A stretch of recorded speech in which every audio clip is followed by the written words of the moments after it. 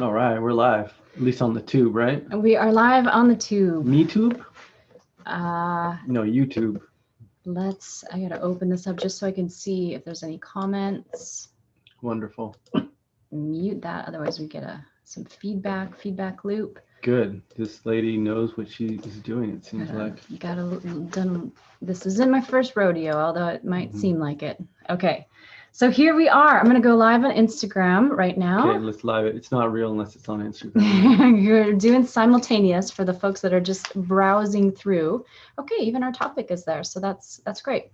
I am Natasha Edwina. I'm a licensed marriage and family therapist, also earning a PhD in mind-body medicine. That's been my reality the last 7 years. I focus a lot on relationships, trauma, and this is my co-host for today's discussion. You do so many things, so why don't you introduce yourself as well? Okay, well, hi, I'm Atomm Sol, and I do a few things. It always seems to come back to food and health and wellness, and I'm a general contractor, so I build homes.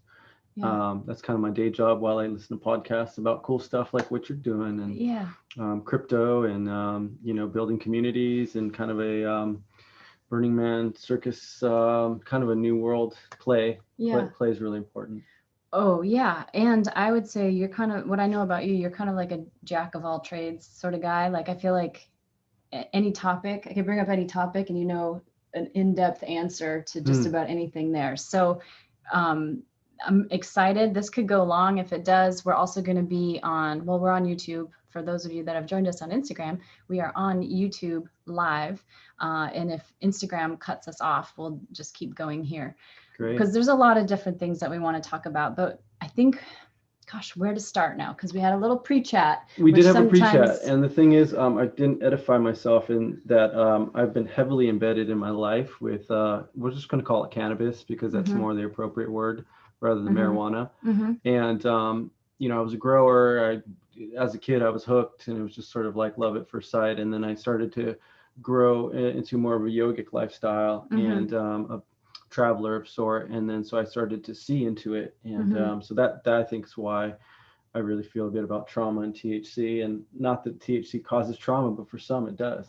Well, and I think you turned me on to the work of Dr. Gabor Mate, which I'd heard of him before, but I never really listened to a whole thing or read any books of his or anything like that. And he's fire. Yeah, he's really incredible. And he talks about how a lot of what we're doing with drugs, alcohol, whatever, is trying to numb ourselves out enough to cope with the trauma that we already had. And he mentioned the ACE study, the Average Childhood Experience Study. I've been talking about this for over a decade, probably now. I trained at the Center for Mind-Body Medicine, which is global trauma healing. And so we use mind-body methods to move through these things. And they turned me on to the research from this ACE study. So the Average Childhood Experience Study shows that the higher our amount of traumas, the higher our amount of doing self-medicating things like alcohol, drugs, gambling, shopping, sex, like all those highly porn, whatever, all these addictive things. Likes.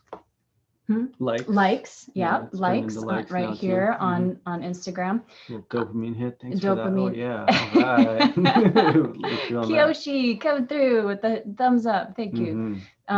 So it's dopamine. We talked about coffee is a big one. That's also something that blasts your brain with dopamine. So we want to talk a little bit about everything. A little bit about trauma, a little bit how these substances, why they have a receptor in our life, and do we get stuck on it like an addiction, and then the impact that can have on relationships and our true sustainable pleasure in life, and then maybe some of the neuroscience, which I'm learning a lot about recently because I've had a lot of folks coming to me with similar issues, one being memory loss with chronic, not just cannabis, but THC, high potency THC, and also amygdala, which is the fight or flight part of the brain. There's a part of the brain that gets activated with fight or flight. So that's also what happens with trauma, getting activated and causing irritability, anger, aggression.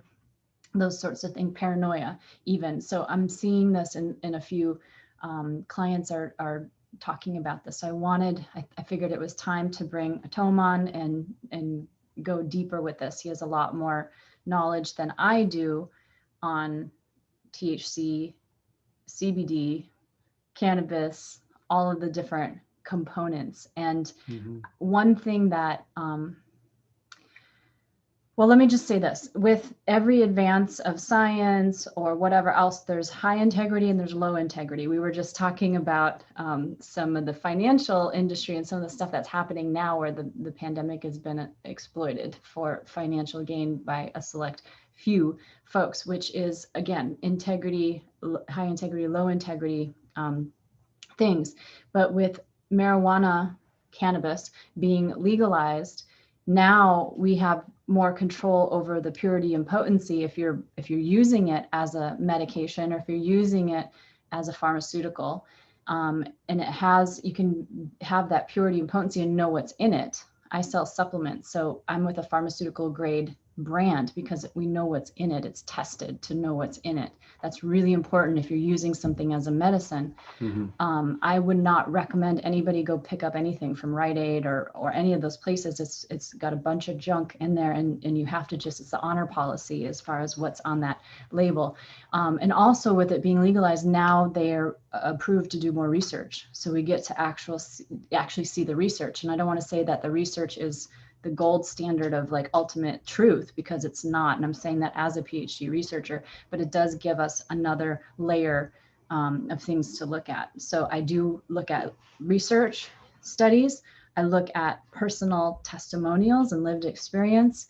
I look at, I've been seeing this in my clients for over 20 years. I worked for many years with teenage boys, and a lot of self-medication happening with marijuana.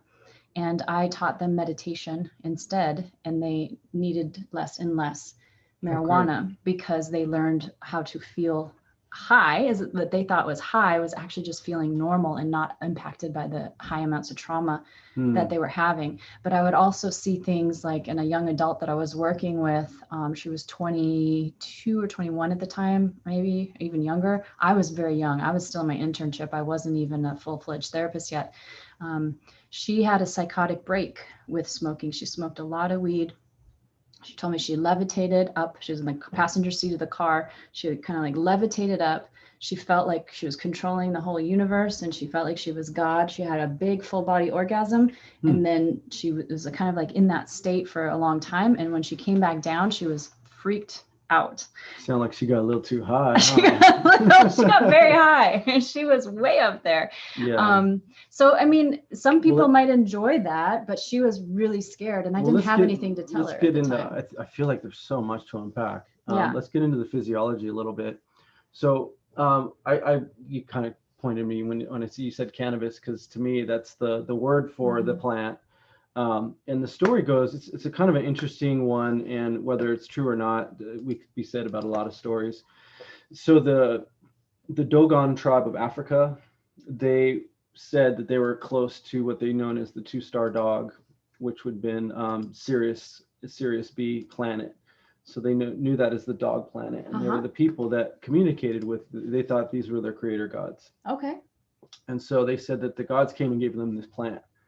The cannabis, so 2 dog. Oh yeah. So 2 dog plant. Interesting. Okay. So that's the connection there. And so they people have talked about it being from Mexico or Thailand or however it was, but the point of the matter was it was in a lower, like single digit THC level. So like when our parents were in the hippie era, they would just like pull the whole plant. I don't know why they didn't know, like to make sure that you just pulled the males out so it doesn't pollinate it, so you just have pure feminized buds, if you will.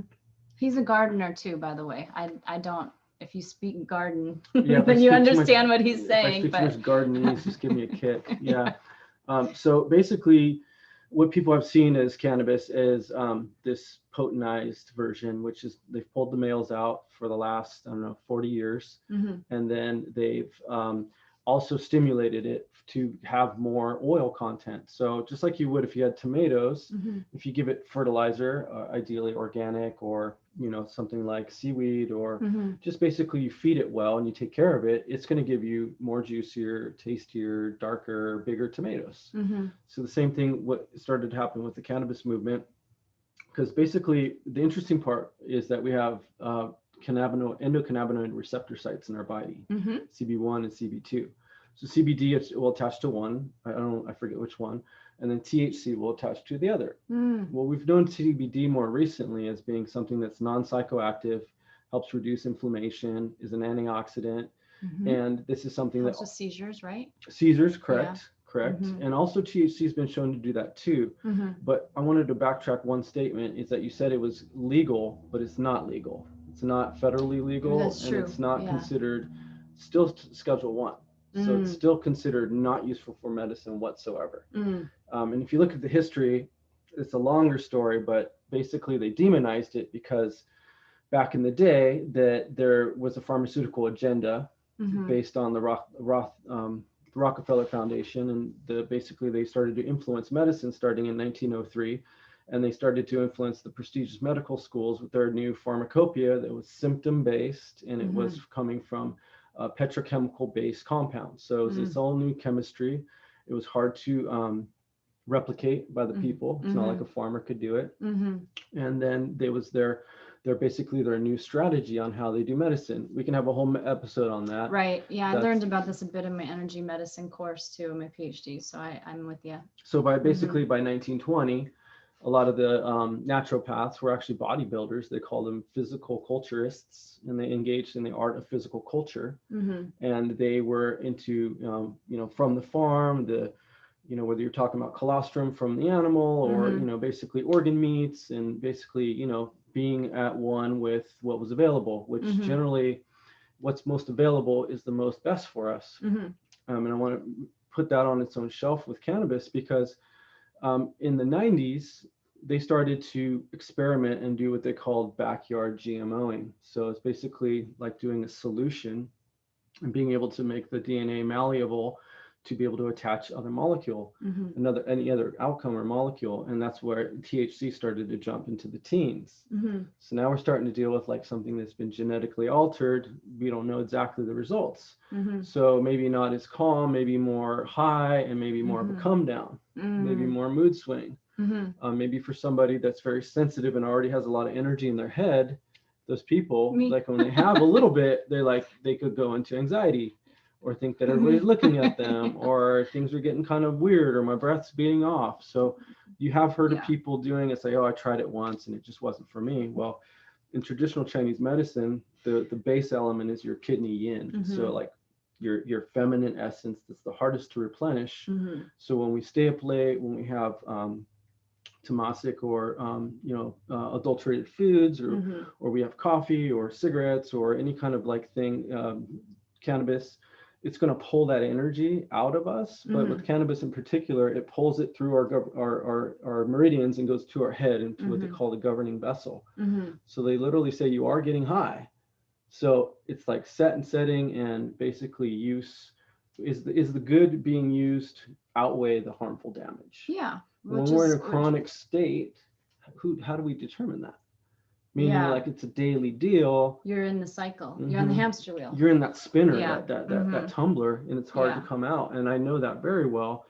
But I got to see, luckily, early enough that I'd done enough experimentation that I found yoga, and I found organic foods, and just vibrancy, and like gatherings like Rainbow Gathering and Burning Man, and these festivals that like you can just be a kid again, and you can love everybody equally, and you can just let the shit go that doesn't serve. And if somebody fell down, you come and help them out. If you have extra watermelon, you're handing out watermelon. And I think that is essentially what the benefit of the pandemic has happened, is it's encouraged us a lot to slow down, to share with family, and to say like what's meaningful. Well, we're going to the park, we're having a watermelon, we're like basically like cutting out the fat, cutting out the excess of clubs, cutting out a lot of maybe the superficial or narcissistic activities that the society does, like concerts and clubbing and all the stuff that can be fun, but it's like I think we're saturated.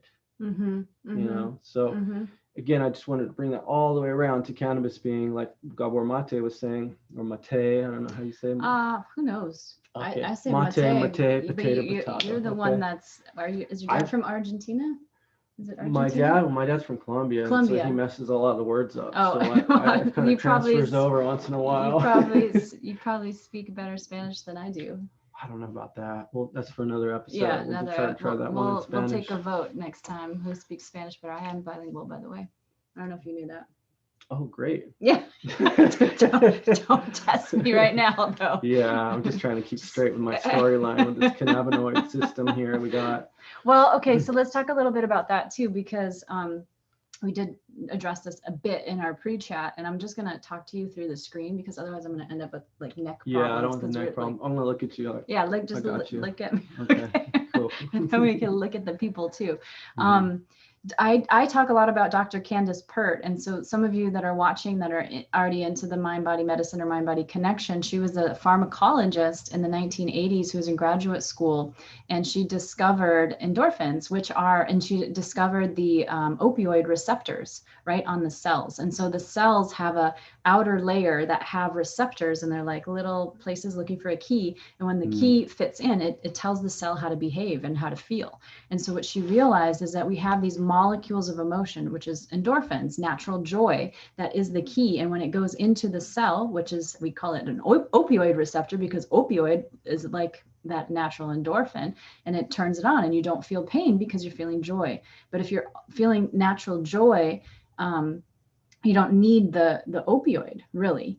And even, I know this sounds like hard to believe, but there's even studies done with hypnosis. People that are going into surgery, like tracheotomies, and they'll have their throat sliced into, and under hypnosis, they don't feel anything because you're so focused on feelings of pleasantness or joy that you don't feel pain. The body is already set up to do this, but instead we found opioids, which is so much easier because you could just pop it in or shoot it up or whatever else, and then you don't have to cultivate your own joy. But then what are the side effects? It's really hard on the liver.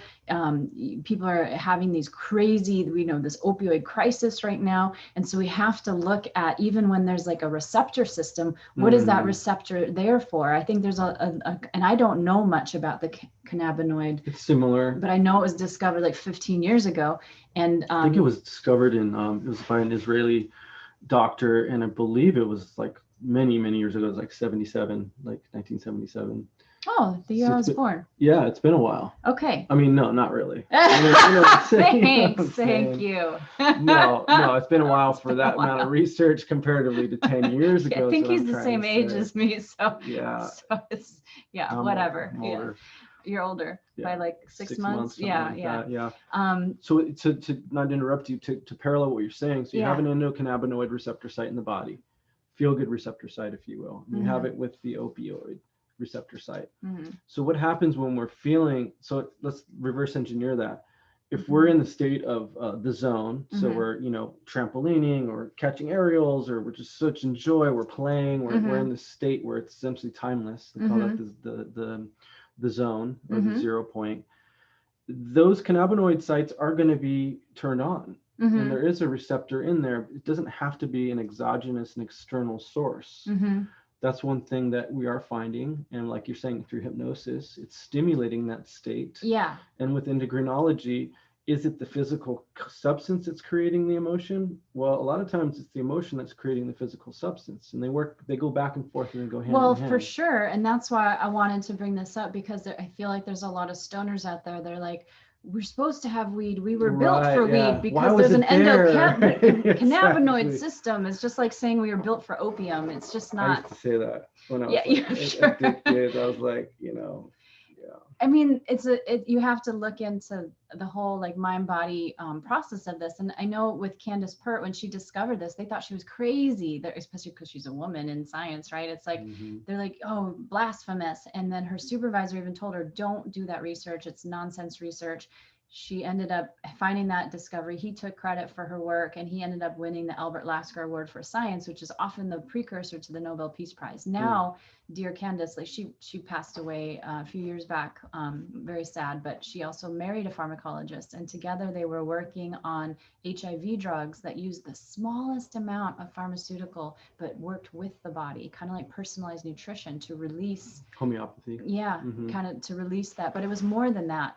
And this is the supplement company that I partner with too, does the same thing. They developed a blend of botanicals that is like that key that goes, because they're all about cellular nutrition. So it goes in and it turns your particular receptor on, and you release just the amount of antioxidants that you personally need. So if you and I both took the same multivitamin, it would do something different for you than what it does for me, because you can have too many antioxidants as well, and then that can be a problem. So here, just a little side note about antioxidants and free radicals.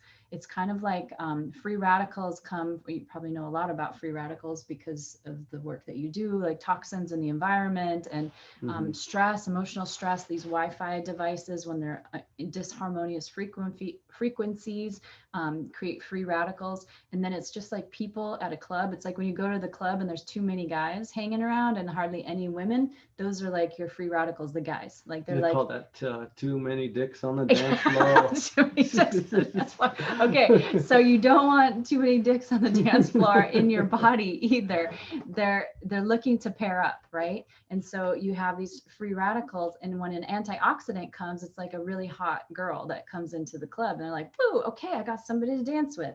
And now when everybody's got a partner and everybody's dancing, the body's in homeostasis, everybody's having a great time, it's fun. In the body, when there's too many antioxidants or not enough antioxidants, there's an issue. And then we start looking at things like cancer and inflammation and mental health issues. So you can see how important understanding both the biochemical and the emotional communication with the cells is. So it's vast. It's deep. Yeah. I mean, yeah, there's something to be said about our brain actually creates the most highest antioxidant there is in glutathione. So we're in the zone state, and our immune system's going to be activated when our mind's activated, when our breath's activated. So when that happens, it just so happens that the glutathione can actually deal with the amount of antioxidants, which is like 22 zeros behind a number. So when you see like 3,000 ORC value for blueberry, or 60,000 for gojis, or 1 million for oregano essential oil, you can understand that there's just a lot of factors more. And so to bring it all back around, we take a substance or we take food because it satiates us and nourishes us. If we're feeling a lot of things, I don't really realize that if I'm even feeling trauma when I go for that thing that I know I'm trying to give up for that time. We're already 2 steps ahead. We're entrenched. Yeah. Right. Well, not only just entrenched because it's a coping, but I feel like it has to do with intuition. And I was thinking this when you were talking about the blueberry.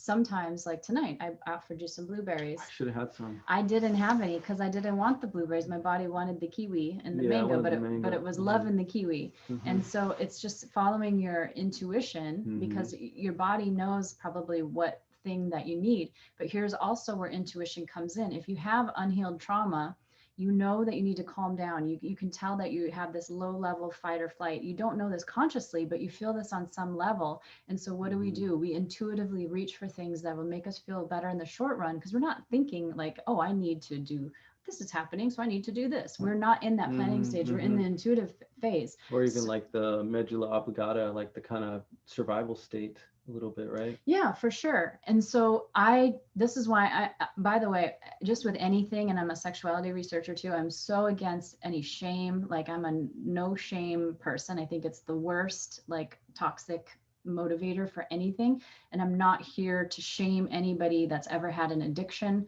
I definitely have had mine. I think we all have, if we're honest. We just talked about our coffee addiction. Coffee. I was addicted, even the Bulletproof, which is like healthy coffee. I was on that for 2 years and it was wonderful until it wasn't. And I had to get real with myself and be like, okay, this is not working for you anymore, Natasha. You got to find a different way to get focused and fit and all of this stuff. And I went through a withdrawal period of about 3 or 4 months where I could tell my dopamine was super low, and I genetically have lower dopamine and have issues converting dopamine. So I'm always going to be prone to excitement, shiny object. All the memes. Yeah, that stuff. And so I try to do that by learning new things and having new experiences and trying new things. And like we were talking about staying perpetually young, that's how I feed that dopamine cycle instead of substances that you can get addicted to. But coffee is very slippery slope for me. And also because I have the MTHFR mutation, which means that I don't detox things very easily.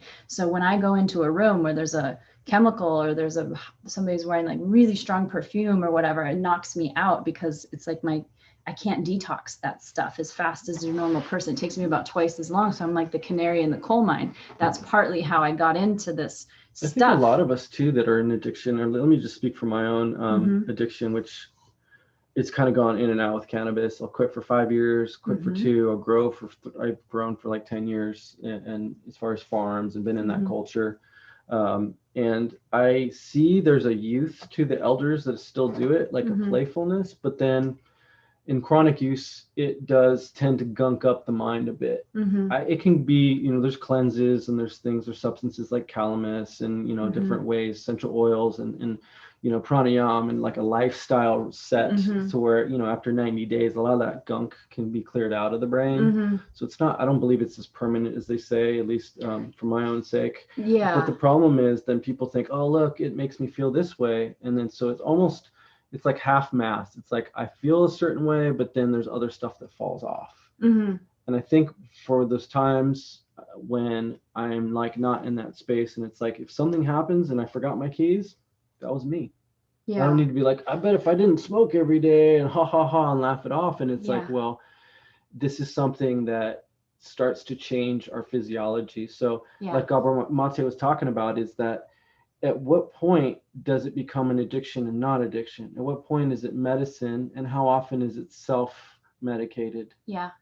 And like, if we're really using it as medicine, we should be doing a spray or something that's like not putting smoke in our bodies and then having a certain effect as you would like when you take something regimentedly. And then sometimes the side effects are like not acceptable either. And I was I had a depressive episode over 20 years ago, my early 20s, and I was on antidepressants. I tell the story a lot at Veravia, the wellness center that I guess it's a retreat center that I work at. I took antidepressants for about a year and a half, but I had to get off of them. And then the one that I took, I could not have one with sexual side effects because I was already dealing with sexual trauma. And so I already had stuff to unwork, and I couldn't have another layer of shit to get through to actually have full sexual functioning, right? And so you have to look at these side effects too when you're choosing your medicine, and when you're self-medicating, you might be going with your intuitive hunch, but then you don't have always that objective, like you're saying, perspective that somebody who's prescribing would have to really help you through that thing. And then you're relying on your friends, your family members, but usually those are the last people that you want to hear from as far as like your choices or, your behaviors. You get a little reactive. Or they just reflect what they see you as. So like you're just playing this ping pong game of reflection. That's and then true I too. believe it. Projection is probably more of it, more projection than reflection, which is a natural process. As humans, we do project, but we have to be aware of that so that we're not projecting our issues on someone else. We always will. We just have to be aware that we're doing it so that we can look at that. But going back to the self-medication and the intuitive reaching for something, whether it's chocolate or sugar or weed or alcohol or this fine lady on, I think she's into fitness, but she has a alcohol free as fuck. So she's all about just making it fun. Yeah. And there's pop-ups now. I think in Brooklyn even they have like container bars that are more like elixir things and an environment. Yeah. To be able to have community to where it's not centered around alcohol. Well, I'll tell you what, I love being drunk, to be honest. I don't do it very often, but I enjoy a nice champagne buzz. And yet I haven't had anything to drink in a very long time because I don't like the way I feel after. And I Well, it like sounds when, like you have a healthy relationship with something that is so inundated in our society. So if you're at a wedding and it's celebratory, yeah, if have I'm you ever been there celebrating, and like you're like, wow, I pour me a never glass. normally drink 5 or 10 glasses, but like the vibe's so high and there's such a celebratory vibe, you can supersede that. Yeah. And that's where true. It's not necessarily a substance, it's a celebration. Yeah, for sure. So then I want to go back one step and say, at what point do we not feel community, or do we not feel empowered or embraced or enlivened? Well, there's so much to be said about, you know, the banksters and the corporatocracy and the high rent and, you know, no victims. But at the same time, I mean, our parents could buy a house for $25,000 at this point. You know, if you do the math, it's like, it just doesn't add up. You know, so it can get really daunting. It can get depressing. I know for me as a man, it's like when I'm in a relationship, it's like I want to provide the most I can, and I look at the options, trading hours for dollars or being more. It's like got to one up, and it basically pushes us, just like through the camel through the needle, to be stronger. But at the same time, there's a lot of people that they just don't have the vision to be able to see that, and then they're going to be like, oh, that drink was dope. Oh, I'm going to go and have that little vape thing that just came through that's so easily accessible now. For me as a kid, we had to get this like horrible ass brickweed, do a thing. It was like this like super hidey thing, and that had its own attraction, of course. And then now it's like, oh, that's somebody, I got my, you know, vape pen off my older sister, or it's super easy now. It's so accessible. Yeah. And so that's a whole nother topic almost, is like how concentrated it's gotten. And as a parent of children that are 11 and 13, I've already had the sex talk. I've already had the drugs talk with them. And how did that go? And pretty good. I mean, who knows? They're probably still going to test stuff. But what I wanted them to know is that at their age, their brain isn't fully formed until age 26. And the research, at least right now, is pointing to much more damage long term. Like I believe what you believe, which is you can heal anything. But what right now what the research is saying is there's much more long term damage with chronic marijuana smokers, cannabis smokers, if you will. THC. Most of the research has to do with THC. That's why I said trauma and THC, because there's THC and CBD. Is they're very different. THC is the psychoactive component, and that's the part that seems to be messing up the brains in the research anyway, from what that I've read. And so the THC, and so that's the other thing with the higher amounts of THC without the CBD to mediate that ratio, just like when we have protein and carbs together, it has to be in a certain ratio to not spike blood sugar. Seems the same, and that which creates... there's a lot of I'm sorry, I interrupted you. I wanted to add to what you're saying, that when you have a plant, there's so many compounds they don't even know. There's CBG, there's CBN, there's THCA, and I mean there's so many things. So they don't really know. So when you go and extract and pull something out, you're going to get a concentrated effect, but you're going to get more of a not a whole like body. It might be more moody, it might be more swingy, it might be more high. Right. And that's what's going on with a lot of these extracts, whether they're doing the wax pens, the dabs, I mean, that stuff's insane. It's like, it feels like you're doing heroin or something. It's so concentrated. Now they have like 99% THC in like a powder now. Wow. You know, and it's the diamonds, they call them. And it's crazy what these kids are up to these days. Well, and that's what I wanted my kids. I mean, obviously they're going to go out and experience the world and explore. And I want them to have that exploratory mindset, because that's how they can go and be great, you know, but I want them to kind of know what they're getting into, what things not to really even get too much into. And there seems to be some definite benefits from sporadic, even THC use. I don't know about the high potency stuff. I'm not going to speak for that, but the chronic daily use is really impacting the brain. IQ scores is one. The other one, which is more troubling to me, was in memory. In rat studies, even this rat study that I was reading about, they gave a daily dose of THC for 8 months.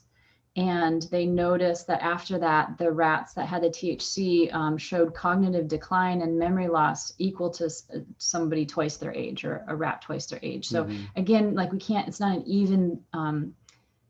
an even correlation to humans, but that's where the research starts, right? And then we start looking at humans, and it's usually human males, because they don't do so much research on women because of pregnancy and also, you know, whatever else. But then that research comes out, and now, you know, it might not fit for everybody. So there's so much that goes into this. And I really want this conversation to be a resource for everybody watching, so that you can be informed about certain things, follow your intuition, but also be aware of what's out there too, in these different facts. And I do want to talk about how it impacts relationships. And I actually considered titling this, is it trauma, THC, or addiction that's impacting your relationship? You know, because we struggle in relationships when we have trauma that's unhealed. We struggle in, in relationships when there's substance dependence or substance abuse, because it can recreate your trauma from childhood, number one. Number two, somebody's not fully present. And so how do you be in relationship and feel the love if somebody's not fully present or fully consistent, or they're creating a space that doesn't feel emotionally safe to you? Well, right? it's tricky, because with cannabis or weed or pot or whatever people call it, it's almost, the chronic use is really with males. Because if you think about it, it's a plant that gets you like a feeling of euphoria or high, or at least just like chill, or at least like I can deal with the world to a certain extent now, because usually it's so much input. And mostly I see that it's male users, and I know in the grower community, it's definitely very male dominant. And it's a plant that's feminized, so it's like only the female part, and then it's potentized. So it's like porn. Yeah, it is. It's like porn in a pipe. You take healthy sexuality. Take a hit of porn, you take what everybody wants, which is the feminine, the big boobs, the like whatever else, and this beautiful body. And they're doing indoor stuff, which is but like it's sold and dominated by men. Yeah, all of it. You just exploit it. Well, and again, it get the money shots, just the highest, like what's gonna, whatever. Well, it satiates that female desire the males have, and again, in the culture, I'll speak from my own experience. Luckily, I had partners at the time, so I was just like hunkering down, like doing the crop.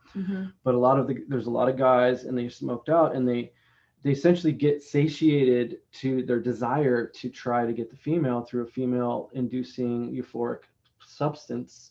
And so there's a lot of not trying anymore. It's like the stoner or the nerd, the gamer nerd. He gets his fix off the dopamine from the games. Okay, so he's getting his from the bong or the dabs, and then they don't even try so much anymore. That makes sense too, because in the brain research, it's talking about how THC impacts the motivation centers too. So that has to do with the dopamine. Interesting. And again, and there's a lot in the MMA and in the functional fitness world that acknowledges the benefit of using something that can turn off pain receptor sites. For sure. So for myself, when I used to use for my workouts, which it's been a while, so I would have to like burn through it, and it would be like, God, I don't want to do this. But once I burned through that, like literally through sweating, through running or hills or something, then I had a certain level of clarity. So then when I would lift, and when people do this, they're like Arnold Schwarzenegger and a lot of the old Lou Ferrigno, they all smoked weed because it helped them pump deeper. But you'd have to essentially burn through it, get through that like lazy and unmotivating part of the brain. Once you get through that, again, the people can experience this. Many athletes have experienced this, snowboarders, especially because they're able to slow down enough when going so fast and be able to take it all in. So there's a performance angle and element, but if you're using it for that, just like we were saying, caffeine, it really stimulates nitrous oxide levels in the blood, and it's really helpful for performance. But if you use it any more than once a month, really, but even once a week, you lose a lot of the effect of tolerance level. Yeah, the tolerance is you adapt so much. Yeah, exactly. So if we're going to talk about medicine and cannabis, let's be really clear about this. There is definitely efficacy, pain management, even tumor reduction through the body being able to identify the NRF2 receptor sites, which actually are a scan for disease. And a lot of times when we get disease, those get turned off and our body can't identify disease. And then we get autoimmune cancers and all sorts of slews of digestive disorders. So this has been shown to be helpful to turn on certain signaling for immune system. But again, it's a very fine line, and it's super easy to turn into a daily user. and then be self-medicating. This is what generally is the case when we're talking about trauma and THC. Exactly. And you could substitute, again, sugar, coffee, whatever else, and you have to look at the cost benefit analysis. There you go. That's how I feel about it. It's not about like having to be pure or struggle through something if something's helping you. But then there's another layer that we spoke about briefly too, which is the spiritual aspects with cannabis. So let's talk a little bit about that. I know when they use Kirlian photography, and they'll take a picture of your aura when you're high, and I guess it's different for like different strains, but it becomes very fuzzy and permeable. So yeah, there's, a lot of the psychedelic, psychoactive plants and fungus that we use is actually, alchemically speaking, it relies on a moon day, Luna. And so those again are very yin. They pull the yin and they pull it up. So you are going to essentially have an experience where you're out of body of sorts, unless you ground it, like I talked about, through working out or music, being in the flow, or your art. You can channel that and work with it. But if you don't do that, you're essentially opened to entities, whether you call them archons or succubuses or whatever. People that are into energy work, they tell you all these crazy levels. You're like, damn, I didn't know there was so much going on. But it's easy to be like almost like hitchhikers, cling onto our energy field and maybe make us a little bit more down, a little bit more negative, maybe a little bit lower energy. And so whenever I've gone to many different healer types, and it's always, to me, entertaining. I always believe it until I don't. And a lot of times I feel something. And so, but the ones I look up to that seem to be world renowned, and like Jacorda Rai and Eat, Pray, Love, went to him a couple times, and I feel like I'm like on a Ghostbusters quest to like see who's who in this like alternative world, or I'd say real world. Yeah. Because the alternative is you blast yourself with harsh petrochemical substances that either overstimulate a response, shut off a response, or give you toxicity, trying to get the opposite effect or an immune response. Yeah. So it's like there was this article that I was reading from this therapist in Portland who had really broken it down well, and she was talking about the high vibrational living, in that there's a certain vibration of the plant that can, so if you're already kind of in low vibes, maybe you're dealing with a lot of trauma, or you're in a bad place in your life, or you're really upset, or you really need to calm down, that THC can bring you up. But you could get stuck there if you're continuing to be in that relationship with it, and you can't then go higher, is what she's saying, until you have that more of that purity in your body, so you're not having the interference of those substances. And what the main interference is the auric, the energy that's coming in, because they're kind of feeding, like you said, succubus, they're like attaching and feeding through you. Yeah, and some people get so automated, especially on alcohol. I have to say, alcohol definitely makes people like, it's like Al Ghul was like the Arabic word, is like a god of ghosts of taking over God. Which is basically the translation. So it's very interesting. So I go to bars and I love, just at this point, I'm a sociology guy, so I just like, kind of watch, and just the level of like, people almost feel like shells a lot of times. So I think when we're bombarded psychically and we're in a rut, or when we just are in a negative pattern and placement in our lives, it's almost like we're a shell for entities to control us, like kind of like Men in Black kind of vibe. Oh yeah, for sure. Well, and I mean, we could say that too with these Wi-Fi frequencies too. They're using that in the military, I think, for I do electrical all the time. There's so much in the 110 in the walls. I mean, that used to be like back in the day, we'd have 2 outlets in a giant room. Now it's like 10. Yeah. So those are even, I mean, that's a whole nother story, but there are blasted. Yeah. And again, that's where we got stuff all around us at all times. If we think about it and we feel about it, we might just get all negatory and just like totally not want to go on, But if we think about like the plants and the flavors of blueberries and the summer and the waves and the kids and the smiles. So this is my thing too. I did was it today or it was yesterday? I did a future self imagery visualization to kick off our Break Up with Sugar program. So I'm starting a new round this week.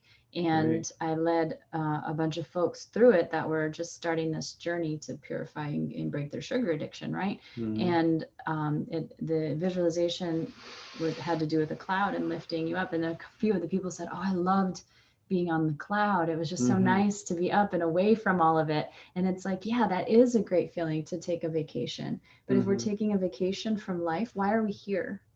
You know what I mean? This is kind of how I feel. And I'm not even saying like you have to be totally in your body, feeling every pain, feeling everything all the time. But I know that when I stopped numbing with medications, with sugar, with carbs, with shopping, with like all of the different things that I was using to numb, when I stopped numbing and started feeling my feelings, like I was saying, I never used to feel anger. I never used to feel anything. I was even keel, stoic, whatever. And then I started to feel the feelings and I was like, oh, like you're down here, but then you're up here. And it's like, am I, bipolar? And it's like, no, I'm a human being. I'm a human You're not a human doing. Yes, you feel and you allow yourself to feel. And in the magnitude that, today you might be down here, but that means that you have the equal and opposite capacity to be up here. And I really feel that that's what life is all about. Like we're supposed to go and feel a natural high from putting our toes in the sand or swimming in the ocean or having an amazing blueberry or, making love or all of these sensations and those things can be enhanced also when you're in an altered state, for sure they can be. And then there's other altered states that block them. Because I'm huge like in this part of my life, and maybe you can relate to what the pandy brought, like as far as you're like hunkering up with your local peeps and making your community. So when you have that visualization and people are like, oh, I want to be on the cloud, they're in a setting, even if it's virtual, and they're feeling held, and they're on a journey together. We used to call it a class, we used to call it a seminar. Now it's like we're on a journey. So community is so incredibly crucial for us in our lives. How we can look at who we're communicating in the 1 week, our 5 closest people. Well, they say we're only as successful, as rich, or as charismatic, or as kind as the 5 closest people. Average. I think we have a few consolary people in there because they're, our family or friends that have always been there. So I'm going to kind of just put that in that mix. But realistically, that's our community. Yeah. When we're like, oh, wow, good job. I'm so awesome that you did that. Keep up the good work. Not just like some text or some smiley face. Which is the opposite of the dopamine-like effect, ironically.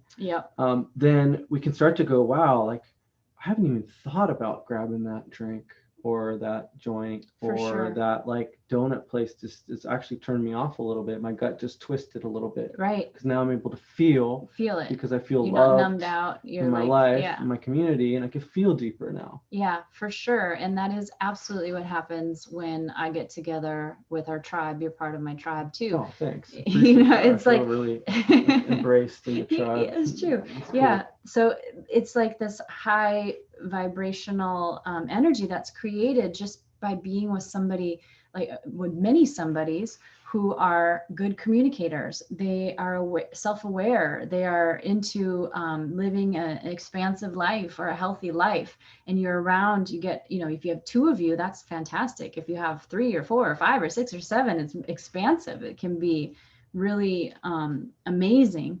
And so this is, why we are keeping ourselves healthy as well, is because our ripples, our energy impacts those around us, and other people's energy impacts us. We cannot separate that. Our energy fields are entangled right now just because of our, not only it would be just from the conversation, but just also our physical proximity right now. We're actually a third person. Yeah, we're a third entity right now. So no matter how many people you have, like when you go to an awesome church session or temple or ecstatic dance, it's like if you sit back and just tune in for a second, you realize, wow, like we are this entity. And it's like, imagine at the end of our CrossFit sessions or hot yoga or meditation that we like focus and intention, and we kind of created a bubble, and then like that, all that energy that we just generated, we focused. And then there's like check-ins during the week, and we keep expanding that. And I keep seeing this everywhere with these like free online seminars, or like my friends that are being like totally kind of like what would be considered more matrix or dense, or like in CrossFit, and they're like, hey, let's ohm. You're like these big dudes, and you're like, all right, let's ohm. All right, cool. And then at the end, you're like, wow, like I cannot have a bad day after this. Yeah, it's true. That's a natural high. Those are the love vibes too. You know, it's the connection. It's the connection. It's the unconditional love, I like to call it, because it's not dependent on the conditions of a romantic attachment or another person doing something. It's what you can create, the feeling and the energy that you can create together, right? Speaking of which, we were talking about a little bit before this about what's going on in the state of relatedness. And I feel personally, and I sense this around, but from my own experience, I'm cultivating and building, and like the community, I'm like literally making retreat centers right now. It's like my goal,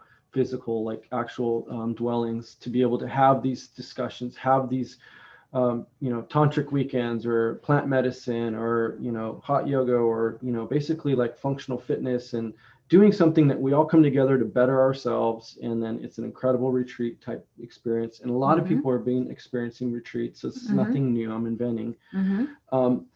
And be able to have that. I just don't feel like to do the nuclear, hey honey, yeah, I'll be home, or what's for dinner, or what are we going to do now? And it's like just that, like, immersed in each other's space. It just doesn't seem to be working right now for me in this current state of the world. And there's a lot of people that I know are experiencing that. And maybe it's an introspective, maybe it's like a world going through another birthing canal through this like planned pandy that we all just went through. Yeah, it's a whole nother topic. It's a planned pandy. A lot of people siphoning some profits, and that part is true. Yeah. It's a whole nother situation, but well, and their health is also being put on the line right now too. So before we even go there, how do you feel about what's going on with the relatedness? Yeah, I have some theories, but I'm noticing some of the same. I feel like we'll just backtrack to like 2011, 12.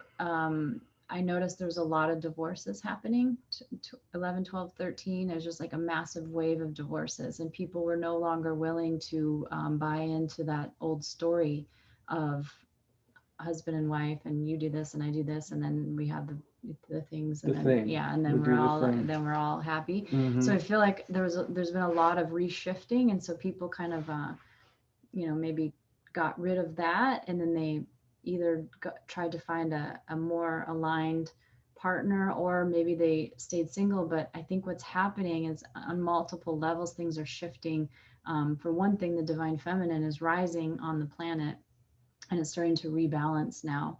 And so that means that if you are a predominantly feminine energy being, whether you're a man, woman, or non-binary, if that's your predominant energy, then this world really wasn't historically built for you to be successful or to really survive easier. So that the world is shifting in a lot of ways right now. And it goes back to your ideas of community, because when we actually have these really strong networks, it doesn't matter as much because it's a collective of strengths, right? And we operate more as a unit rather than just one person that's out there trying to survive in the world. So I think there's a little bit of that shift happening. And then I also think, and this is going back to kind of like astrology and spiritual stuff that's happening right now. Actually, today is a Mars-Venus conjunction, and this only happens once a year. And Mars is the masculine and Venus is the feminine. So it's like they're coming into unity today.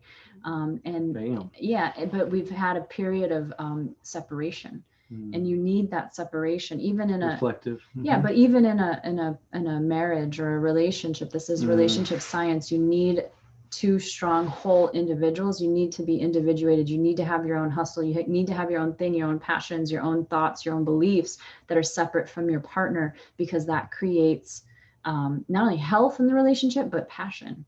And like a little bit of that like tension and that push and pull a little bit, which when you use it appropriately can create long-lasting, amazing bonds. Sex and bonds and everything. It can be creative. Things can come out of that struggle. But if it gets to be too much and it just withers you away, then the relationship isn't going to last. But so there's a that piece too, where we kind of had this more individual phase, and now it's a unity, and we're integrating our own inner masculine and inner feminine, and then whatever happens within is happening without, and vice versa too. So I think there's just people in different stages, because I see some people saying like, I'm really clear, like you talked about your dharma, and I know people who are really clear on what they're here to do, and they have a mission, and they might enjoy partnership, but that's just not their priority because they're more into their mission. And I'm the sort of person where I feel like I have a strong mission, but I also am a relationship person. I'm such a nurturer, and I'm a mother, and family is really ultimately what makes me the happiest, you know. So it's like I want both. I want it all, and I'm not willing to not have both. But I'm trying to like find that balance as well. So there's just people, you know, it really has to do with your own individual dharma, your own individual mission, and what's going on. But I think we all are learning new definitions of being self-sufficient, or being holding on to our individual selves, yet staying and reinforcing and improving community and collaboration and relationship. So, and I mean, it could even move, we might be moving into even more of like a polyamorous type of society. I think that it's interesting you say that, because for one, there's an, I hate to say just African saying, because I'm not sure which country, but there's a saying that it takes a village. So we came from a village, then we got all separated through consumerism and, you know, the 80s, and now tech, and now, you know, we essentially need economically dual income, no kids kind of thing. But let's just say we make it and we're hustling, and then we feel so individualized to where then we're in such an insular little pod that we battled each other because we're not wholes. Yeah. And then we get this separation, whether it's like post 08 housing crisis, and then you were seeing it in 2011, 2012. Here we are, like supposedly the most amount of information we've made 90% in the last 2 years data wise. So just think about that. So we're getting more heady, and then we're saying like, you know what, this is not working, and the society says, cool, yeah, we're gonna let you have a break. We're like, oh, thank you, we have like a year break, thank you. Well, and now we're like, okay, well, how do we build that village back? But like what you're saying, I think you can have your cake and eat it too, right? Well, hopefully, yeah. Wouldn't be that the point? Yeah. Yeah, I mean, hopefully that's that, but that, you know, it's about finding that right it has to be aligned, you know, but it is going to be more aligned when you've cleared out all the gunk. And so I'm talking about trauma, I'm talking about substances, I'm talking about anything that is blocking your perception and blocking your ability to really be clear in your knowing and be able to see the person that you're looking at or you're in relationship with. Because if you have not dealt with your own trauma, you aren't going to be able to fully see somebody. And you can be more compassionate if you've gone through trauma. You can be more compassionate, but until you've healed your trauma, you cannot hold space adequately for that person, because you're going to be activated too. And when you're activated, we can't see things objectively. We are only subjective. And so one of the things that I do is I'm doing starts September 13th. It's called Inclusion. It's a year-long program to heal trauma. It starts with 12 weeks, 2 hours a week. And then after that, we meet for a month, but it's an evidence-based process of being in ceremony and using, you know, it's very spiritual. It's using mind-body methods that I learned at the Center for Mind Body Medicine to move through and heal very effectively and efficiently this trauma. And it's not therapy. I am a licensed therapist, but this process is not therapy, but the results I think are even better than talk therapy, because we are getting to the root. We're using the body, we're using the breath, we're using spiritual guidance, we're using intuition, all of these things. And once you learn those skills, then you can move through things. But you have to be able to do your work to be able to have that kind of relationship that's going to be in alignment, like finding that balance. And I think so many people right? Like are looking for that. At what point do we draw the line on trauma? Because, you know, we've known about through the Vedas and through spiritual texts that we have in Native American general belief is that we have 7 generations of opportunity, but now they're showing DNA wise, we literally have 7 generations of joy and trauma, and basically trauma helps shift us. We start to get more stint, we get asymmetric, we think certain ways when we're more in trauma. So at what point do we go, all right, I'm good, but I'm going to take a great grandma right now? Like, at what point is it a never ending process, and where does that balance to where we can deal with it enough to process it without not being overwhelmed? Yeah, the great questions. And I don't have any real proof for anything, but I'll tell you what my theories are. Just studying Bowen family systems theory and epigenetics and all of this stuff that you're talking about, I believe that, when we say we're doing our ancestral healing, that means we're healing ourselves. Because if I'm healing myself, then all of those, okay, think about it from 2 perspectives simultaneously. If you can stick with me here, I know you can. I'll try. I know you can. I know you can, because you have some background in some of these things. But epigenetics wise, 7 generations of trauma. Let's say 7 generations ago, there was some kind of shortage, and they didn't get a micronutrient in their diet, and then with each generation, it never got corrected. Right. And so now in this generation, we know that micronutrient deficiencies are often, many times, the cause of ADHD and bipolar. And ADHD and bipolar, we know from the mental health literature, run in families. So if you have an ADHD brother, maybe the sister is bipolar, or vice versa, or there's those 2 things run in families, and it has to do with oftentimes the same micronutrient deficiency. This is one reason why I start my clients with high potency, high level pure multivitamins before we start working on any of the mental health stuff, because I need to know I'm not battling biology in that way. And eat your seaweed, kids. Yeah. Well, and then, as you know, being a gardener and a chef and all of that, we can't get everything we need from nature, especially me. I just don't have the appetite at this point to eat as much. Not from land. Yeah, not from the land. From the sea, it's a longer discussion, but you're right. Generally speaking, time. Yeah. We got to throw a capsule in. That's just like where we're at. Yeah, we're like semi-Jetsons. I still don't have the floating cars, but I'll deal with the little capsules. It's all good. That's where we're at if we want optimal health. We're not talking about just staying alive and being like, I'm fine, as your like knees are falling apart and your liver is screaming. Like a carbuncle out of your stomach. Right. Yeah, we're talking about optimal health and actually living a pain-free, like joyful, flexible, wonderful life. Positive, fun life. Like we're here on this planet to enjoy the oceans and to do all these things and to be in these bodies and feel all of the senses, but all these things are blocking those experiences. So we really ought to be doing victims. Something. No, we're not. So the victim, the filter is this is happening for me. Right. This is an opportunity. This is a challenge worth having. This languaging and frame of reference, so key. And I feel like even in the last year, I've learned so much about just putting it through a filter of gratitude. And then that way we can see the blessings. Personal responsibility. We're literally like the reticular activating system is seeing positivity. It's seeing smiles. It's seeing joy. It's not like, oh, the news said this, or oh, there was an accident. It's like we literally put our focus, and what comes back to us is tenfold.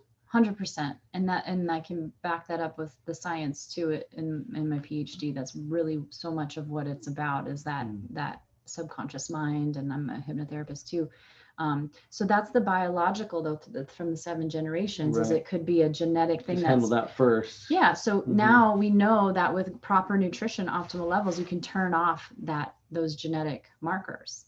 In the book Super Genes by Deepak Chopra and Rudy Tanzi, they bred mice to have the obesity gene, and they also bred them to have yellow fur so they could tell them apart. So they genetically modified these mice. Right on. And so they had the yellow fur obese ones, and they had voracious appetites, and they would eat all this food. And then in the next generation, what they did is they gave them a solution to just basic multivitamin in high potency levels, and it turned off that obesity gene. Wow, that's insane. It didn't get passed down. So that's insane. And have you heard about this?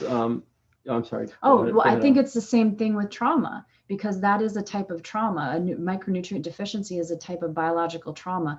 And we're talking about emotional traumas and all of these compound traumas, wars, like all this crazy violence. When we do that healing, like a mind body skills group, or like this inclusion program that I'm doing, or whatever trauma modality that is working, that has evidence base that it actually works, you are taking a high potency multivitamin for your emotions, really.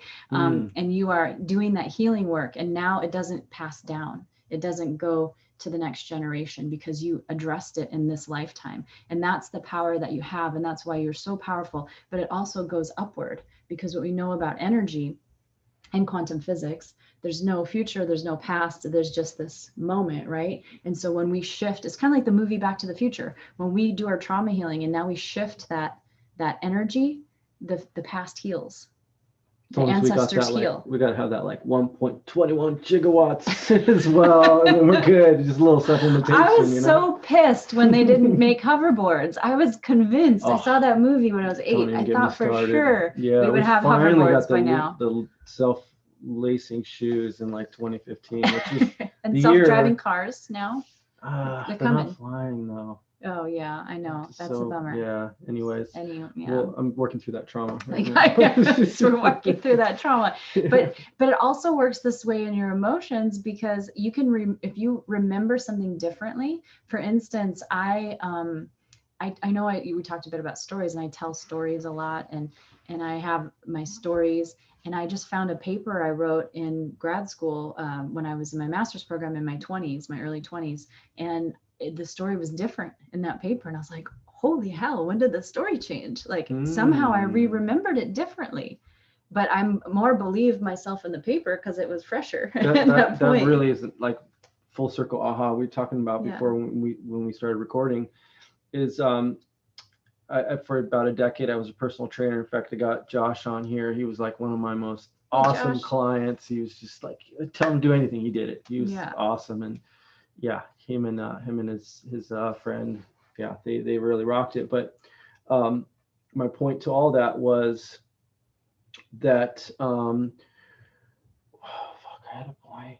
It had to do with trauma and documenting. So with Josh and with any of the clients I had, if you ever want to see something that goes on physiologically in your body, first and foremost, get one of those little smaller moleskins that kind of like jam a pen on the side, those little notebooks, and everything you eat and every time you drink. And it's a pain in the ass for the first day or two. I promise. After the third day, it's clockwork. Yeah. So it's very easy to document what it is we do. Yeah. And any physiological changes. Yeah. Oh, I had a headache this day at 1 p.m. Okay. Yeah. Headache 1 p.m. Simple as that. You can even use the same book as your dream journal. Oh my God, I woke up and I was in the head of a monster, whatever the case. So basically any changes in your day and anything you intake. And it is amazing every single time almost that we as our own doctors is which we really need to be, because we are humans and we do eat and we do defecate and we do all these things. So we need to at least have that on lock. So when you have that in you, and you, being in a written form, you can look back and be like, oh my God, this is like every time I have almonds, or every time I hang out with that person, I just feel like really low energy next day. And so it's really important to note that. And like you're saying, to be able to will you send me a text tomorrow to tell me how you're feeling tomorrow after sitting this close to me all night? How about I take a picture of my moleskin and then that way you know I'm actually doing it. Okay. Yeah, but just documenting and being essentially accountable, because when we plan for success, like we go to Costco and we get all the organic goodies they have there now, paleo and keto and stuff.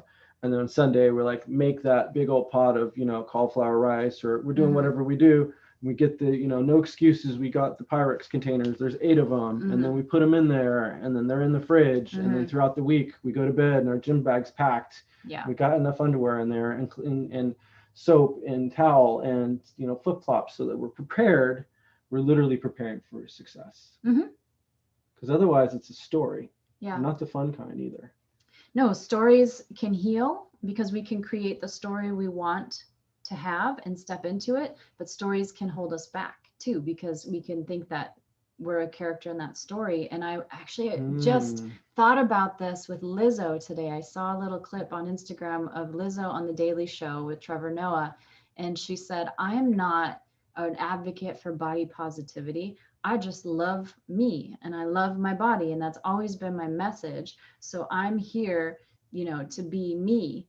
And I thought about it, and I thought that story, because now she has this big following and she's this icon and this advocate for body positivity. If she accepted that story, she will not be able to lose weight. And I know she's trying to lose weight. She looked as she did. I'm not really the biggest Liz She Hope did. fan, but I see like if she is loving herself more, then obviously then she would be shedding weight.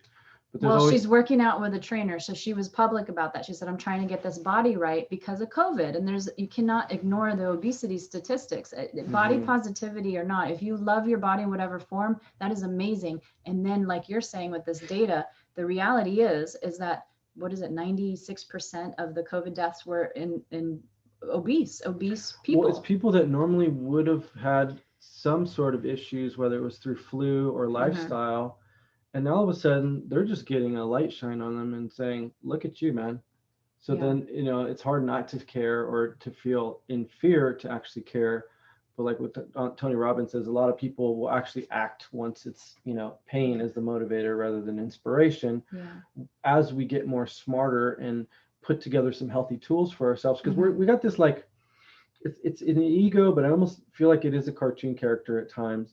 It's taken all the courses, it's done all the stuff, and knows what to do. So it'll be like, oh, just go here. And then, so you got to, oh, I know about you, little dude. I'm going to do this little game over here. So some of that tool bags would be like, you know what? I'm going to not go to that guy's house tonight because I know I'm probably going to have that beer or that joint. Yeah. Or, you know what? I'm actually going to stop with I just saw 3 episodes of that series. I'm going to stop because it's already 10:30. And if I do another episode, I'm going to wake up groggy and it's going to start this whole cycle over again. So it's like nipping the story in the butt. And the way I differentiate it is there's story like drama, like story time, I call it. And then there's your creative artistic expression that is you. It's pure. It's free of dogma. It's free of racism. It's free of gender trips. It's just like you are doing your thing, and it's your art, it's your music, it's your dance, it's your food, it's your version of comedy. And that is a story that keeps us going forevermore. And that's the thing that we still relate to. Well, and I love that word creative because, my spirit guide in the sky, Prince, said, if you want to move through pain or trauma, be creative. You have to, in oppression, like he was very clued into oppression in the world, right? And so he's a big advocate, speaking of advocates, for unwinding misogyny and racism and sexism and all of this stuff. And he did it very subtly. Yeah, he did. He gave away so much money, and people didn't know about it. Yeah, and even in his lyrics and his songs, he used his sex appeal to give the wild beast what it wanted, and then he slipped in these like amazing lyrics, right? You didn't even know what you were saying or singing or being hypnotized to believe because there's amazing musical genius or whatever. But he's saying be creative to transcend these things. And I feel like everything that's the oppression that's going on in the world right now, which is all peoples are being oppressed by this financial like craziness that's happening, or an opportunity. It's hard to say to somebody, oh, you're playing victim right now, when all of a sudden they can't go to work and they got mouths to feed. So let's be real on the practical level. On other levels, they didn't like that job. They knew they needed to step into their genius. They're getting a little bit of stimmy, but maybe that's just enough just to be able to see ourselves. So it's not like the electricity went off and all of a sudden we have no way of getting food. So well, what I'm saying though is even like with travel and things like that, like lockdown, felt very much energetically in my body. It felt very much like a domestic violence relationship. And I'm like, something is off here. Like, what is going on? This doesn't make any sense. It's kind of like at a certain point, it makes sense if you saw somebody falling over dead in the street or whatever. Off their heads just something. Even to this day, I haven't known too many people that were very, very sick. I know you were I always sick. go hard in the pain on these things though. I like go explore them and do like a 30-day intense, and not that I wanted to, but I didn't know anyone that had an experience like me. It was intense. It's not saying that it wasn't real, but to the measures that we went, it just felt very like restrictive. And so when we're creating, we are constantly transforming, we are constantly shifting. And when we are creating health, we have to get these things out of our life that are creating blocks that to keep us from creating. It's like something can help us a little bit, but then it it blocks us. So it's really being aware of always changing. And you mentioned it too, like one thing that worked for you in the past might not work for you now. I noticed that especially as a woman, Dr. Christiane Northrup, spiritual holistic OBGYN, she says that the cells of a woman's body completely change every 7 years. People. Yeah. So it's like you become a completely different person. So the workouts that worked for me 20 years ago aren't quite the same. The ones that I was doing in my 20s now would put me into adrenal fatigue, you know, that it just wouldn't work. I have different hormonal needs. I did bulletproof coffee for 2 years. It worked great for 2 years until I started getting massive muscle tension and my skin was breaking out and had these, hormonal imbalance. My boobs went away, all this stuff. And I was like, okay, now I got to really look at, is coffee hurting me more than it's helping me? And I realized I needed to get off of it. And it was very hard to get off of it. Like I said, I had dopamine withdrawals that I had to supplement with L-tyrosine for a while to boost this precursor to dopamine, to boost my dopamine back up. I danced, I did all this stuff, but I felt kind of low for a few months and I started eating differently. I started eating like cheese and chicken and I realized those are high tyrosine foods too. So it was like, I was craving those things, eggs. It was like my brain was craving what I needed to come back into balance because now I had removed that crutch. I removed that artificial thing that was, forcing me. And I think in this society, especially as Americans, we just want the quick fix. We want what can, like slap it back on and get out in the game and do what you got to do. That's the disposal mentality. And the East, it's like the renunciate mentality and for the greater good or the, community or la commune. But somewhere in between is the sweet spot, and we're all finding it right now. I'm going to do a quick little food plug. I told you I wouldn't do many, but one of the genius, not for me, but from one of the people I really look up to, Rudolf Steiner, the creator of the Waldorfian school system, as well as biodynamic, essentially the grandfather of permaculture. He stated, and everything's very esoteric. It's very witchy, but it's very beautiful, and it just seems to really work very well. And I've gotten a chance to utilize some of these techniques in gardening, which tends to help bring out the spirit. But in the regards to being vegetarian, vegan versus paleo or carnivore, a meat person, a lot of times in life, we need to lighten up. So plants bring us levity, whereas animal products ground us. Magnetism. Oh yeah. So remember that. Animal magnetism. But I mean it does, and it really relates to our sex hormones too. Oh yeah. Because you lose your sex hormones a lot when you're not eating, those amino acids and everything that are in the animal. And it's the cathepsin, which is an enzyme found in meat. And so no matter what the protein or this veggie or this broccoli, supposedly you got to eat this much to get as much of a steak. And and there's always like, oh, kale's so high in proteins. Like, well, not necessarily. But the fact is, it does bring roughage. It does have color. And ideally, it's organic and it's mineral rich if the land's rich. Otherwise, the concentration of vegetables is in animal products. So just like as a caveat, if you're feeling dense, you're feeling down on yourself, eat more plants, eat more salads. If it's summer, you eat more salads. It's lighter. It's not as heavy. If it's winter, have stew, have bone broth. Get in touch with the fact that we are killing things because we're killing plants, and the whole mono agriculture is not great either. So let's not judge each other and know that there's certain things for certain times, for certain places in our lives. Yeah, like look at what's needed at that time. I love that message. I remember again 2012 that there's kind of like the spiritual lightening, the end of the Mayan calendar, whatever you want to call it. Yeah. From the Mayans. Well, I was hoping. I actually did go through a spiritual awakening, a little mini one that year. I think it was it wasn't mini, it was a big one. It wasn't a physical thing that we saw, but something changed. Something shifted. Sure. And I know at that time I was making green drinks every morning, and they were some kind of green with a fruit, and they didn't have protein, which I was used to eating balanced blood sugar, protein smoothies or whatever, but I wasn't. I just was going to do the green thing for a while, and I would get hungry again like 2 hours later. So then it was like my first thing. Then I'd have to have bring a breakfast to go, because at this time I worked at the school district and I had an office job.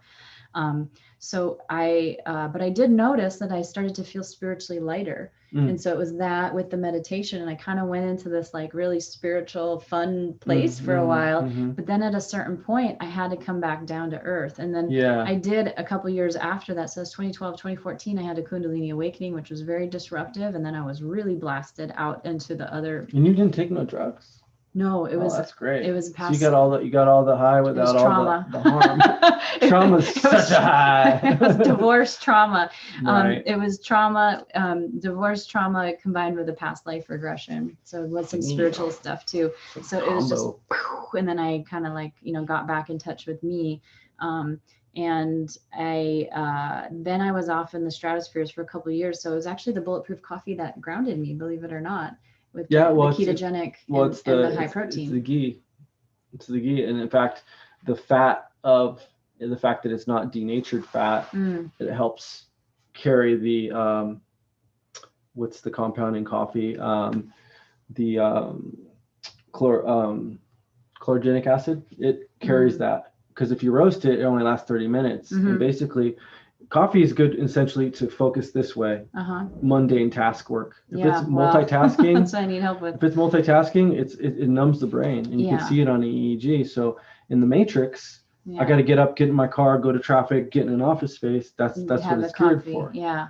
Yeah. So, I mean, and that's what I needed it for, because I was so off in the ethers and then I switched from being an employee to an entrepreneur, and that was a totally different accounting system that I didn't know how to do, didn't have help for, all that stuff. And it was just like too much. My little brain couldn't handle it. So that's exactly what the coffee did. It gave me that focus to like write out the bills and organize things. And so it worked really well for a couple of years. But whereas with THC, because we're talking about THC a little bit, I'm going to bring it back for all them weed heads out there. THC is going to expand. So it can be expansive. It can be multitasking. But if you got to focus, coffee's on the other end of the spectrum. Yeah. So then there's people just doing one and doing the other and blah, blah, blah, triple at, 3 p.m., and smoking joints 420, smoking joints every day. So, we got to just love ourselves. We really do, because we're going to say, you know what, this feels really awesome right now. And we're going to embrace it. And we're going to be like more times than not going, I don't need that. Yeah. Because these are all, we're here, we're spiritual entities in a human experience. Yeah. We're basically come as spirit to experience this realm. To sit here and be like, oh, I'm good, I'm a renunciate. It's like, how are we living? But again, that might be one phase of our life. And that's going to give us insight and give us wisdom. Yeah. So be creative. Always be changing and transforming and experimenting. That's the other thing you said to me earlier, is the quote that you liked is be curious. And I learned that too, being trained as a therapist. If you ask questions. I was quoting Joe Rogan. One of the things I appreciate about the brother, and he's been so famous, but hate him or not, like him or not, he states on working on continuously remaining curious. So like researching the people that you're interviewing, if you're going for a job interview, go be above and beyond to say like, I'm going to spend my time here. So I want to like, let you know, I care for the culture that I'm about to be a part of, for our family. If we have family trauma, it's like, and I think we all do. Yep, absolutely. And so to be able to say, you know what, I love you. And that's what matters. Like for whatever, for the rest, let's, we have a new start from here on out. And that to me, it's like what trauma is, like being able to meet it, feel it, let it move through breath, through just sitting there. Like the other day I had a very difficult experience, and normally I just wanted to hold the person that I'm going through a difficult experience with and say, it's okay, everything's going to be okay. But I literally just was able to sit there. And I realized that I was feeling that pain, and I wanted to not feel that pain. So that's why I was actually comforting them. It was actually a selfish act, even though I did care for them. But I realized a lot of times in trauma, if we're going to share something real with somebody, especially an intimate partner, and they don't like it, be okay just holding the space as a male, as a divine masculine. Our goal is to be present and to hold the space and not judge, not fix. Feel it and be okay with it. And then you as a divine feminine has the it has the depth and the pain threshold to go deeper into the pain. 16 times more amount of pain threshold you can handle as a woman physically. I think emotionally you can handle a lot too. Probably, yeah. Right? Yeah. So it all comes from the same place. Yeah. Trauma, there's tissue in the issue, whether it's physical trauma or emotional trauma. So if we as divine masculine, or embracing the divine masculine, can say, you know what, I'm just going to sit here, phones away, doing what I'm going to do, and I'm going to sit here, I'm going to be able to experience that. You go through whatever you're going through. Yeah. We're healing ancestral trauma. 100%. That is the way. It's the way through. I mean, you can't bypass, you can't keep suppressing. I mean, I see so much spiritual bypassing right now, like, oh, that's low vibe, or you're low vibes, or like Is that going on? that's, oh yeah, there's a lot of that happening. I've been so worky. Yeah, like let's talk. Tell me Like, that's like, let's talk about high vibe conversation. I'm sorry, talking about but the woke culture, is that the deal? yeah, All but right. you need to feel the low vibes. They're part of life. There's the whole spectrum of vibes are out there, and you're going to be that low vibe person sometimes, and that's okay. You don't have to stay there. Embrace your low it's vibe like you person. get stuck there, but you have to be true and honest about where you're at. And I resonate with what you're saying too, because my son was going through something the other day, and I just noticed I was like trying to bite my tongue because I wanted to fix it for him. I wanted to help him. I wanted to have a solution, but I'm like, he just needs to feel this. He was doing such a beautiful job. He was just crying and sobbing and grieving. I'm like, wow, what a beautiful little boy who's just able to do this. Well, you have the experience right now. It's probably a good life lesson for you, because right this moment you're sort of playing that role of both mother and father, right? So that in that moment you had to embrace that divine masculine. Both. Just be like, yo, what's constantly flipping back and forth, which is its own podcast. And I know I'm not the only one. Lead a retreat like on how to like tune into that, you know, in the moment. I think I have a pretty good balance. I know that not everybody would say that about me probably, but I think I have a pretty good balance. But I'm constantly getting practice, but that's it. You have to feel it to heal it. I know when I was pregnant with my daughter, I didn't drink that much at that point, but when I had a really bad day at work and I couldn't have a glass of wine, I was like, damn, like this hurts. Ouch. I just got to sit here. Everybody else is like having a wine, they can relax, and I just got to feel this feeling. And then after 9 months, I didn't really want the wine anymore. I didn't need it because I could just feel it and get through it. And I knew I was strong enough to get through it. So I didn't even realize that I was using wine in that way sometimes and I'm not, again, this isn't a bad thing if it's occasional. It was just an awareness for me. Then go listen to like Amy Winehouse? No, that was probably before her day, maybe. Okay. My daughter's going to be 14. This is like 15 years ago. Wow. Gotcha. Yeah. But we have to feel it to heal it, and then not getting into that advisor role, because when people hire me as a consultant or a therapist, they want my intuition, they want my insights, they want to hear about the science, they want to hear what my opinion is. And so I allow myself to offer that as part of what they're paying me for. But when I do these groups, like this group that I'm doing, inclusion, I'm not advising on anything. I'm teaching a skill, I'm teaching some science, but when people are sharing what's coming up for them, I'm not having a judgment about that. I'm allowing to hold space. And you're right, it is so healing to provide people with that space where they can work out their own issues and come to their own conclusions. And we can't just be jumping in where we see people need to heal.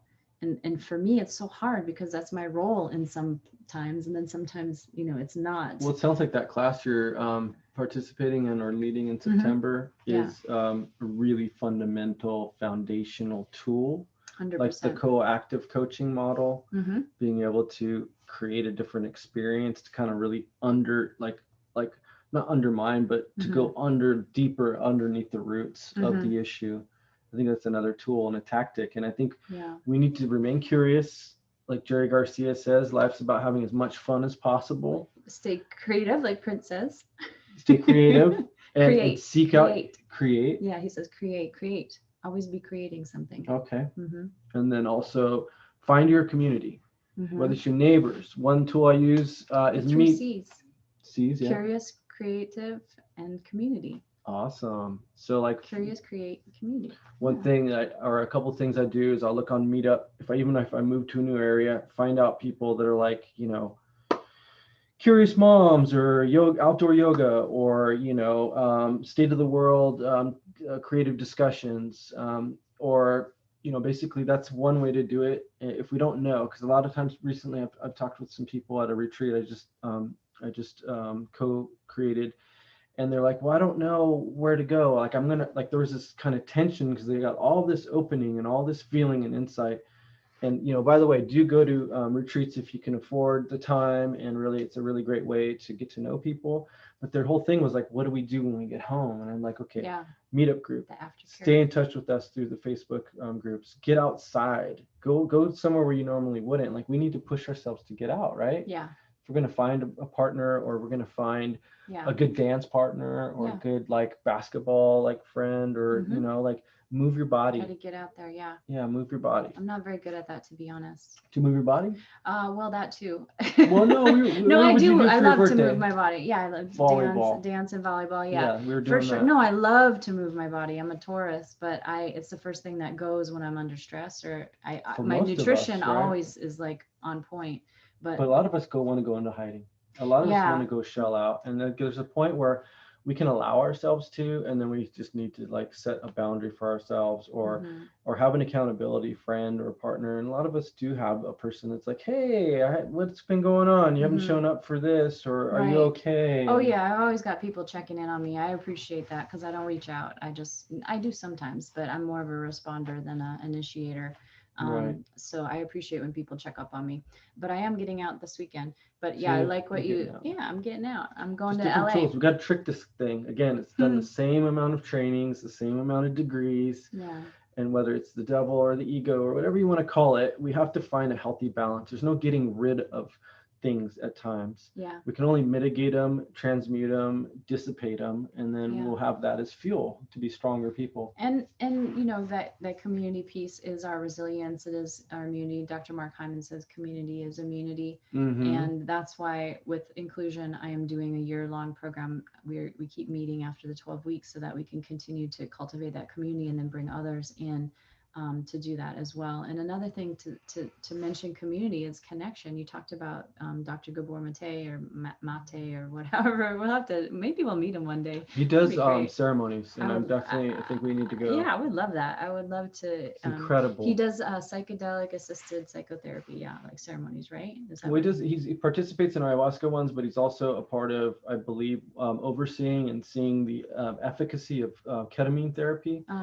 One thing about ketamine, I would never suggest anyone ever do it outside of a clinical setting, because there's an actual process that goes in. And just so y'all know, ketamine used to be used for cat tranquilizer, right? No, it's for anesthesia, and this is an anesthesiologist. So that was maybe a lower dose for a cat, higher dose for a horse. Here we are as humans. And so, but he would notice when people were coming out, they would just like say something like random and be like, huh. So he started getting into ketamine as a therapy, and what they're able to do is he's able to, in a basically an under type state, he's able to see like a chronology of somebody's life and see where there's gaps. So he's able to kind of like, as if it's an automated thing, go to that gap, talk about it with them to where, and he can regulate through an IV up or down, and they're able to reflect traumas that have come up that they've repressed and they don't even know they have. Wow. So that's some of the most amazing things that I've seen come out of some of these therapies. So I do believe Gabor is working on that, as well as seeing the efficacy of MDMA on PTSD and psilocybin through like through accepting things in life, like something's gone on with somebody, losing a leg or a loved one. Yeah. And so these are really amazing therapies, but again, these are not replacements for us to feel. Yeah. All these plant medicine, ayahuasca, I went to Peru, or I went to this, or you going this weekend, are you doing this? It's like, that's cute and that's fun. And there's like a level of community, but just watch out because it can become a trap. Yeah. You know, like Vipassana community or the self-realization fellowship community. They end up like, basically people can get all hyped up, and then it's very soon it can turn into dogma and judgment and isolation. Oh yeah, just like we see with the spiritual cults and that sort of thing. I think we're definitely at high potential for that, where people are kind of replacing it. But really, one of the most powerful addiction quotes that I heard, I think it might have been Carolyn Mace, I'm not sure exactly who said it. It was a long time ago when I first started my therapy training, was that the way through addiction is to have something that means more than the addiction. So that's kind of like getting in touch with your spiritual meaning. And so I think that's a lot of what these psychedelics do. They bring you to that spiritual world and you see things that you weren't aware of. But for me, one of my earliest, addictions was stress eating. So I would overeat. And when I was younger, and this is before I knew what I knew now about like sugar and the addictive quality of sugar and all this stuff. And I was like a carb addict, really. But I would like stress eat like ice cream when I would come home after working as a social worker and being vicariously traumatized by these kids. And I was on a lot, huh? Yeah, and I was an athlete, so I tended to be pretty fit until I stopped being an athlete. Now I'm not in high school anymore, and I'm eating, and so then I started to put on weight, which then is distressing, especially as a woman, and the way that we get judged. And it was the strangest thing, but I read all the books. I tried everything to like, what is going on with this behavior? Like, why can't I stop doing this? And now it's just not an issue. It just really dissipated. It disappeared. And it wasn't through any kind of treatment. What it was is the underlying anxiety was I needed to be a mom. I needed to nurture. I needed somebody to take care of. This was obviously before you had your first. Before I had my child. I didn't have my first baby until I was 30. But at age 23, which interestingly enough, I found out later was the age that every single woman on my mom's side of the family had a baby by age 23. So talking about patterns, generational, genetic. I was feeling it so intensely. It's like all my ancestors were like, but then my mom was like, no, not yet. Let's get you a dog. So she got me a dog. Yeah, start little training wheels here. Yeah, so it's just me and my dog, but I was fine. That suppressed it enough, not enough to keep me from like emotional eating still, because it's still a dog. When my dog ran away, I was like, oh like boy. a whole cake. But then I realized, no, I didn't. I realized it actually sent me into another healing crisis where I had to get to the gym and start like really working on my health. And I said, well, I don't have a partner. I haven't even met anybody in years that would be like a proper father for a baby. And I'm bisexual. So I was like, I don't even know if I want to be with a, you want to like, one for two. Like, I don't know, like it could be insemination or well, I don't know, but I just know I want that family unit, but more so than I want that family unit, I think I want a baby. I want to be a mom, and I don't have to do it biologically, but it would be nice to see if I could. And so I set the intention that I wanted to be a mom in the next 5 years, but I have no control over that. So I did have control over preparing my body to be a mom. So I went into the gym. Went to a higher state then. I stopped drinking. I mean, I still had champagne, but that's actually when I switched to just if I was going to drink is like a little bit of champagne, that's it. No shots. And I was a bartender at the time and working during the day as a social worker, a therapist, and then at night a bartender. Yeah. So I was like in that I've spent a lot of time in bars just working, and so I know what you're talking about with those low vibrations too, but it's like lower dimmer light, it's at night, everything. You get seduced. It's like, of course you're going to get divorced in 2 years. If you're there every night, for sure. But just if that's how people meet, yeah, like might as well see them at the beach, skimpy clothes, yeah, true. I've met good people though. I have to say, I've met people that are in the bars that are in my life to this day. So that's you can't really, energy's energy. It finds you wherever. It's a medium. It's like it's not across the board. Yeah. But the point is that for me to have that behavior vanish, it vanished when I became a mom.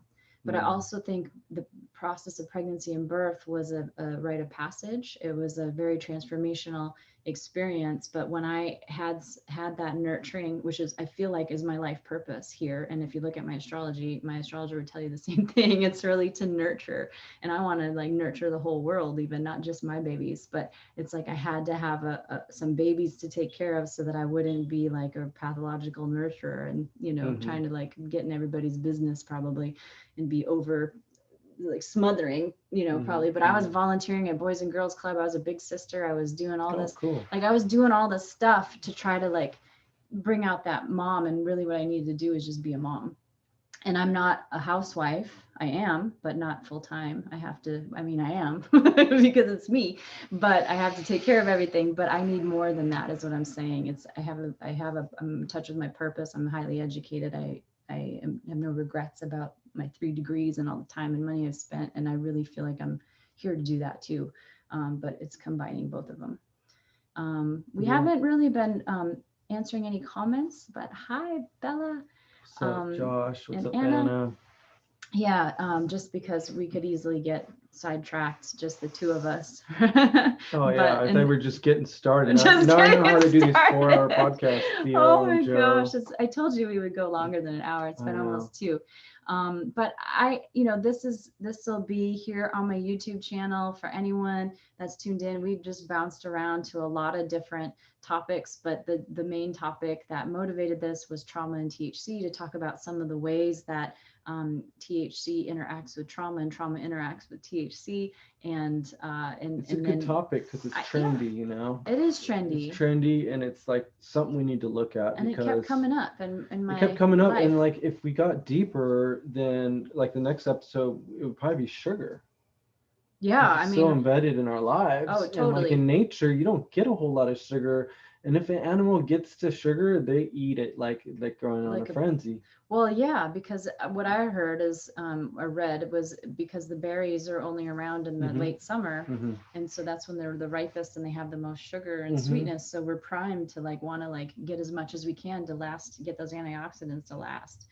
I don't know if that's what's happening or not, but that's probably part of it. It's an aspect. Another thing is we just have everything.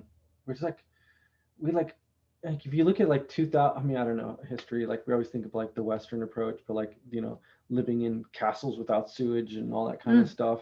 When I think of other cultures at the time, probably thrive. So I just want to put that as a caveat. But if we look at the person of nowadays, of what it is they're experiencing, I mean, there's probably junk food, like, you know, even rice, but I mean, they have a cell phone, and like there's water a lot of times. And I think I'm being really extremely privileged right now for saying that. So I'm going to like backtrack a little bit, but I think for a lot of us, the world's a better place than it was before. And for a lot of people, the scrunch or the tightening or the siphoning from the, like, you know, the financial pandemic and these kind of things that are happening, we really have a birthing canal to go through. And I think we really need to be compassionate for what other people are going through. Like I just had to recant right now because my experience is different than what somebody else is going through. And I want to be compassionate to their cause without trying to think, oh, they're just lazy, or, you know, not me, too bad you didn't make it through the border. You know, like that's not a very compassionate way to live. Right. So we need to look at, how do we come, because it's like, it's never fun unless you come up with people. You can't just come up and be like, all right, I'm good, and then you got no one to play with.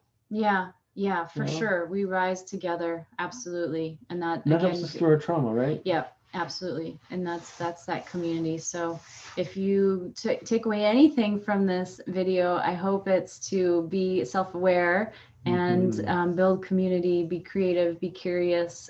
Yeah, that's it. That's the 3 C's. So there you have it. Yeah, that's awesome. I'll be sending out a news. Upload that.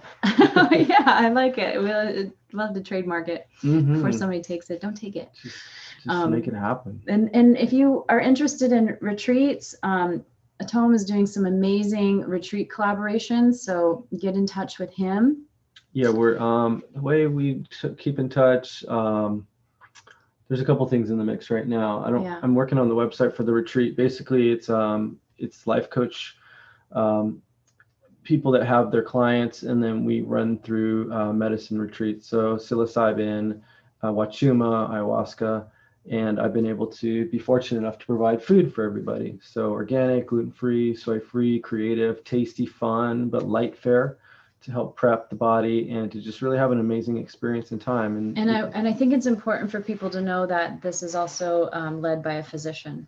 Yeah. It's a trained, great brother that was in oncology for 20 years. And now he also trained with the people in the Amazon, I believe the Shipibo, and administered medicine they normally didn't get. So he actually was serving them, and then they served him ayahuasca for a long while.